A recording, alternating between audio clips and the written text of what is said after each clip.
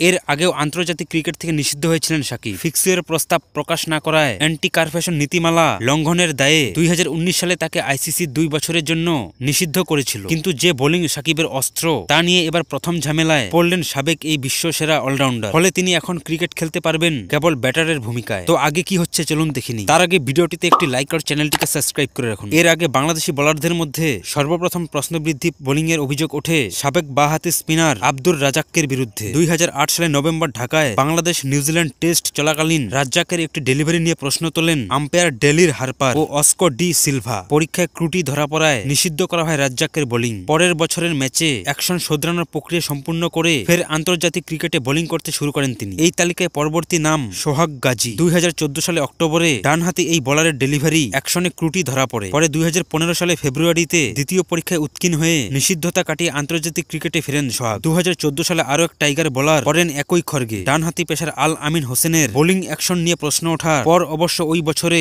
নভেম্বরের প্রথম পরীক্ষাতেই উসরে যান। 2016 সালে ম্যাচ টি-20 বিশ্বকাপে নেদারল্যান্ডের বিপক্ষে নিজেদের প্রথম ম্যাচ প্রশ্নবৃদ্ধি বোলিং অ্যাকশনের জন্য নিষিদ্ধ হন তাসকিন আহমেদ ও আরফাত সানি। একই বছরের সেপ্টেম্বরে তারা ত্রুটি শুধরে চেন্নাইয়ের শ্রী রামচন্দ্র বিশ্ববিদ্যালয় ল্যাবে পরীক্ষায় বসেন। সেখানে উৎকীর্ণ হয় আবারও বোলিং শুরু করেন এই দুই টাইগার বোলার। অবশ্য আন্তর্জাতিক ক্রিকেটে বোলিং অ্যাকশন অভেদ্য বিবেচিত হওয়ায় নিষিদ্ধত পড়া ক্রিকেটারের সংখ্যা কম নয়। বোলিং এ ত্রুটি ধরার পর বেশিরভাগ বোলারই আর পুরনো ছন্দে ফিরতে পারেননি। বোলিং অ্যাকশন ত্রুটি পাওয়ায় সাময়িক সময়ের জন্য নিষিদ্ধতা খড়কে পড়েছেন পাকিস্তানের কিংবদন্তি pacer Shoaib Akhtar, Saeed Ajmal, Mohammad Hafeez, Sunil Narine, Johan Botha, Kane Williamson, Shane সিলিংফন, সচিত্র সোনায়ক ও মালুন শ্যামলনসের মতো তারকা ক্রিকেটার।